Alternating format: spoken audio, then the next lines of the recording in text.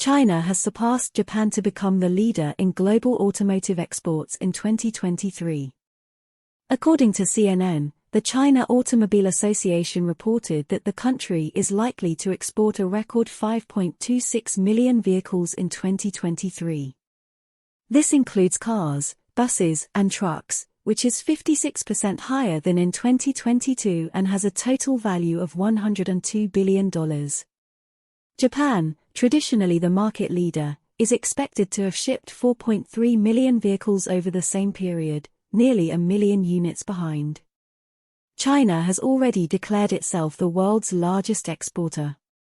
Chinese car shipments to Russia in the first 11 months of 2023 rose 545% to 840,000 units compared to the previous year, making Russia the fastest-growing market for Chinese automakers.